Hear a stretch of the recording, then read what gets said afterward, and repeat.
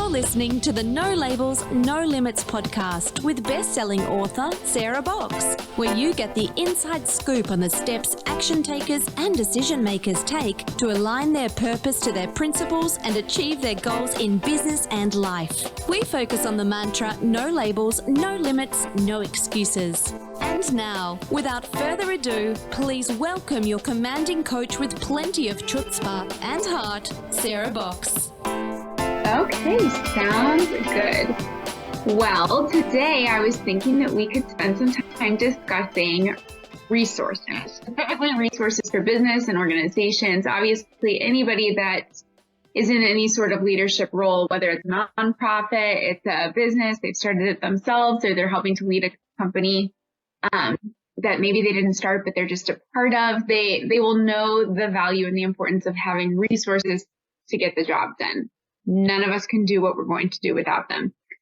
And something that we hear often, Sarah, I know that you can attest to this, and the people that you interact with, the businesses and organizations you have worked with, people will say that lack of resources is often one of the greatest stumbling blocks to accomplishing their goals in their organization, whether it's growth or just, maintaining projects or, whatever their goals are. Lack of resources is a common pitfall that businesses face. And so, Sarah, I was wondering, first of all, how would you suggest an organization determines whether they have a true lack of resources or not? Okay, so we can do this from like the really analytical side or the creative side. And if you're going to involve other team members, I actually think you should approach it from both sides, because you're going to have people who are really kind of like creative thinkers and go, oh, what about this or that? And people who are just like, no, we have to follow a path. So take that barrier out of the way from the beginning. Just say, okay, we can look at it from a couple of ways. We're going to look at it through both ways, right? So one of the things is, you'll hear in budgeting to start with a zero-based budgeting. Do not assume that anything that's on your current year's budget is a have to have going forward. And so that's one of the most common or obvious places to start. It's like, do we have what we need for day-to-day operations? And so you look at that and determine. But I rather think about, like when people say we don't have enough resources, is to ask a higher level question is, how do you know that? Right? How do you know you don't have enough resources? Have you done an inventory? And I don't mean like a barcode inventory per se, but like collecting the resources you have. We often think of resources as cash and physical items, right? Assets. Right. But there are a lot of other resources that we have. We have colleagues, we have friends, we have other organizations like us, other businesses. There are non-tangible resources that we have access to if we're willing to be creative and think about it. So that's one of the things I think about. It's like you can brainstorm, what are all of our resources? But just listing them without a reason for why you want them is a disconnect, right? So what are we trying to accomplish? We're trying to accomplish, well, think about us, for example. One of the things we do is our whole full media production work, right? Do we have resources for that? Well, we certainly have our key lead resources, but do we have enough resources? It depends on the project and the client we're working with, right? If they want this like cinematography, high level thing, we'll bring in extra resources. Do we have them now? No, but we know who they are. So part of it's like just getting creative and listing what you have. And sometimes when you do that, it releases that log jam of thinking we don't have enough. Right? It's like we have a lot of resources, but we're not sure where we want to apply them. So it's really looking at what are you trying to accomplish? What resources do you have currently? And are there connections between them? Now, in some organizations, the resources are restricted. So you may say, yeah, we're sitting on 200 grand in the bank. So on the surface level, someone can say, well, you have plenty of resources. No, that's dedicated to certain projects or things by contract. So obviously those aren't available to you. So you want to draw lines between what you have, what's available. But I really think about starting with a mindset of we have a lot. Let's just, even as goofy as they might sound, just put them up on flip charts or whatever medium you guys being the people we're speaking towards. Take a look at all your resources. It's almost like that whole thing of gratitude, right? Once you start going, well, I have this to be grateful for. Once you start looking at all you have, you think, okay, but that I could increase a little like this, or that's connected to this. So being able to do that can break those log jams. Yeah, absolutely. How often would you say when you are working with organizations or just in conversation with people and you offer that suggestion of, well, have you done a true inventory, a true assessment of what your resources are? How often would you say that people, maybe they really haven't? They haven't taken the time? Most often. And it isn't because they don't think about it. It's that we get into our day-to-day business and we go on assumptions. It's like, okay, I'm going to need this and this because I needed this last month or last year, last quarter. Yeah. Or we rely on using the same resources in the same ways, right? Without pausing to say, what else would be possible with this? Right. Yeah, I think that's a really important point that you're bringing up, just that we get into habits almost of this is the way that we spend our money. This is the way we use our personnel. This is the way we use, X, Y, and Z resources. And we forget it's easy to be creative at the beginning when you're just starting something. Like, how can we use all of this to create something great? But once you've kind of built it a little bit, you can get into those habits and forget to ask the question, is this the most effective way to use our people, our time, our, financial resources, et cetera? It's also a place where you'll get pushback sometimes because the systems, like as we grow, we have systems, right? So we love our systems because they make things easy. But our systems can also put barriers around us. Like, okay, we stay within this process. But if we just stretched a little outside that process, we might get a huge result. So, and I'm not saying break down your systems, but it's a good thing to stop and say, well, if we shifted that a little, how might that help us? Mm-hmm. Yeah, absolutely. I think that creativity and just openness to new ideas, new ways of doing things is so important. Hey there, everybody. I want to take just a minute out of this episode of the No Labels, No Limits podcast to tell you that we are officially opening the Sandbox membership in September.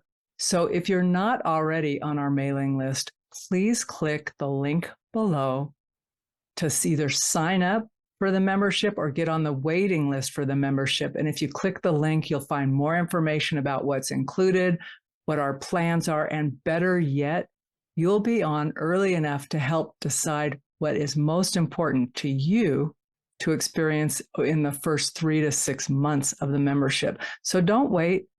Click the link below and join us in the Sandbox where fun happens. We get to do a little R&R, little learning, support one another, and really grow and expand in ourselves, in our lives, and impact the world in a profound way. So come on over, join us. How often when organizations actually, so the challenge has been put out there, do a true inventory. If you think you have a lack of resources, let's pause and see, do you really have a lack of resources? After organizations have taken the time to kind of go through that process, what would you say to, a business or a nonprofit or, anybody really who goes through that and realizes, no, I really do still think I have a lack of resources. What now?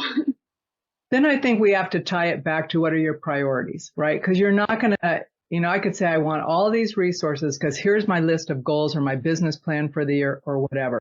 But it's not necessarily necessary. It's not necessarily needed or useful to try and hit it all at once. So then it's a question of focus. What do you want your resources for first? But also thinking about, and if you had them in that place, would it create a domino effect in other areas? So part of it's thinking, well, if we invested here, that would position us here. That could actually save us from needing an additional resource because we'd be doing this now. So, part of it's just doing some thinking through scenario work, but actually thinking, okay, what's my highest use for that resource currently? And it doesn't have to be that way for a long time. but it does, you do need to focus so that you're not spreading yourself too thin. So it kind of comes down to learning how to effectively manage what you have. And some of that is learning to prioritize well. You know, what are you going to use the resources for first? What are the highest priorities, highest needs? And then we can kind of get to other things down the line. Yeah. And some of the highest needs are frankly going to be regulatory needs, right? You can't really say, oh, I'm not paying my business taxes or my registration to the state or my nonprofit things. So like it or lump it, we need resources for that.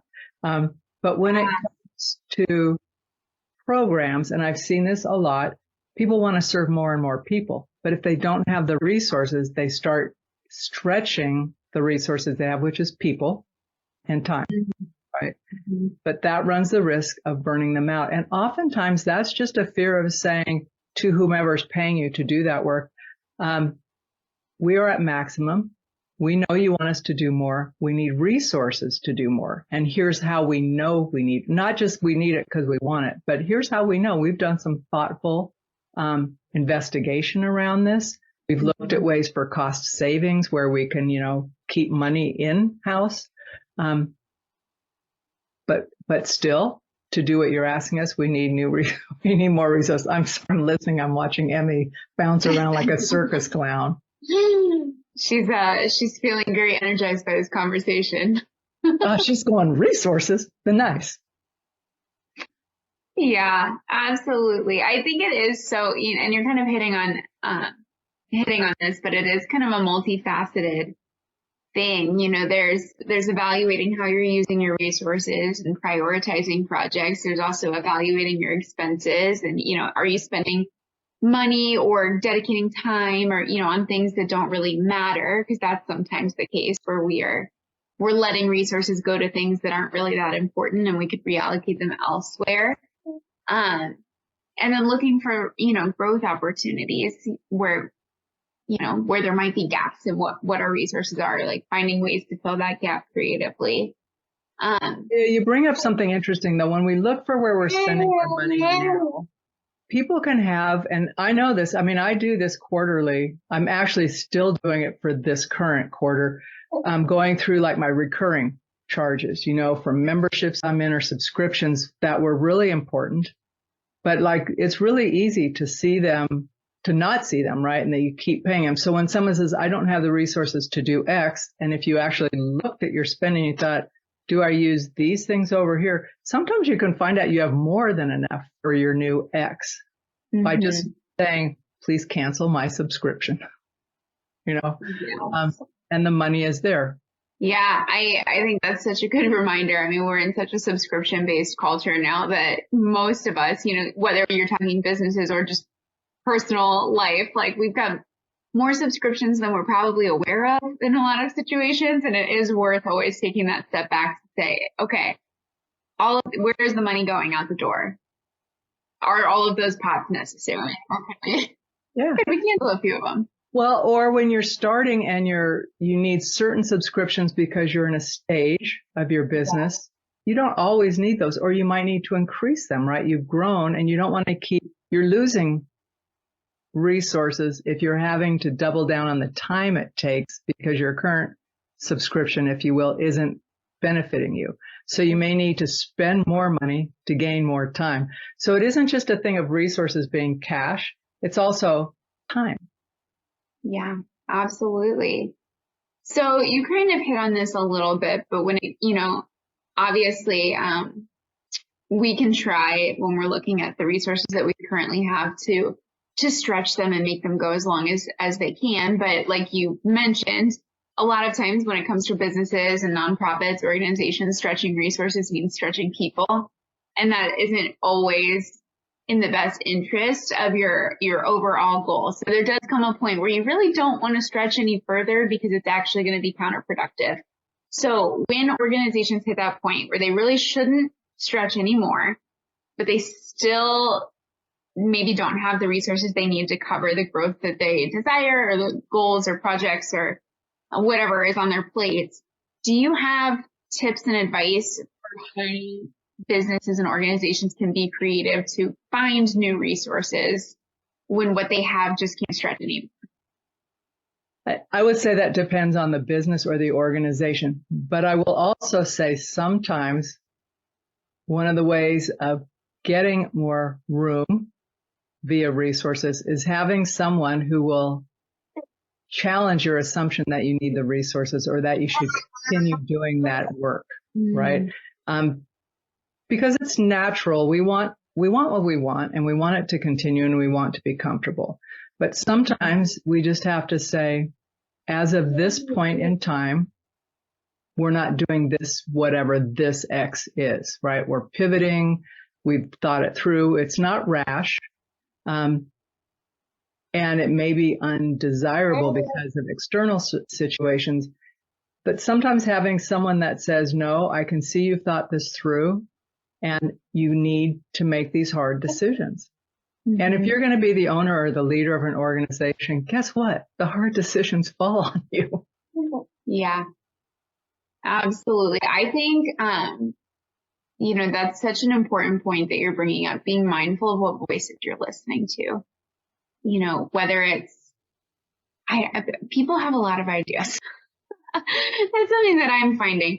I'll give a small example. My husband and I, as you know, Sarah, own a farm and are working on scaling that farm business. Well, there are a lot of opinions out there on how you should do that and what is needed to farm effectively. And the opinions are often contradictory, but like in terms of, what kind of equipment you must have, what kind of, different, species you should add and, et cetera, et cetera. Everybody has an opinion, and you can find long lists of these are all of the resources that are absolute non-negotiables if you're going to do this well. And we've really had to take some time and take a step back and evaluate the voices that we're listening to that are telling us we have to have certain resources to be able to do this. And what we're finding is that those voices are not always right. There are other ways of doing things. There are other perspectives to take into account. And I think that is something that all of us in all industries can kind of keep in mind. Like, who are we listening to? Are the people that are speaking to us and offering us advice, credible sources of advice? Are we getting second opinions and different perspectives to help us evaluate if the resources we're being told that we need are actually essential or not? Well, that and the fact that will that advice lead you to where you and your husband ultimately want to end up? It might lead you to a really great farm that you're thinking, this is never what we had in mind, right? Yes. It's somebody else's vision. Yeah. I know, Emmy, that's right. So I do think that's important. We all should check in with ourselves. So we get good advice. If you pause and listen, you go, okay, it's difficult advice. That doesn't make it wrong. It's difficult or uncomfortable. But is it, like you said, credible? And I would add to that, is it informed, and will it help me? Mm-hmm. And if it won't, all you have to do is say, thank you. We'll take that under consideration, right? You're not obligated to follow other people's advice, but to get some information so you have options. Yeah, absolutely. When this little lady is starting to get a little sleepy. Oh, I think it's our cue. Yeah, she's running out of her energy resources right here. We are viewing that unfolding in front of us. Well, we know how she gets more, and that's kind of like, no. Absolutely. Well, I have really appreciated this conversation, Sarah. It's given me a lot to think about. And as we just kind of wrap up real quick, if you had like one little golden nugget piece of advice about resources, managing resources that you wanted to leave or remind us about, what would it be? You know what? I would take it back. I'm thinking about this as being a kid. Just go on a treasure hunt around your house and think about how many resources are in your house that we don't even see because they're so embedded in our day-to-day life. And think how much is already there. And does it apply to your business directly? Maybe not. But the ability to start looking for things that we overlook because they're just part of the environment will help you start seeing things in business as well. Like, oh yeah, we've got that. We could use that in this way. So I think, take a little pressure off, go on a treasure hunt either at your office or with your team or by yourself and go, how much do I already have that I'm taking for granted? I love that. Just building in a habit of awareness, I think, is such a good piece of advice. Well, it doesn't sound very fancy or like business school-ish, but I do think when we can learn to look in different places, we often uncover other people or gems that really help us. Yeah, absolutely. I couldn't agree more. Well, thank you, Sarah. This has been a wonderful conversation. Thank you, Maria. Thank you, Emmy. Have a good rest of your day. Thanks. Bye. You've been listening to the No Labels, No Limits podcast with best-selling author, change agent, and strategic vision coach, Sarah Box. You can grab the show notes and find out how to work with Sarah at sarahbox.com/No Labels, No Limits podcast. We'd love this podcast to reach as many people as possible. So please remember to rate, leave a 5-star review, and share the podcast with someone you think would get value from this conversation. Until next time, keep taking those daily action steps to align your purpose to your principles and achieve your goals in business and life.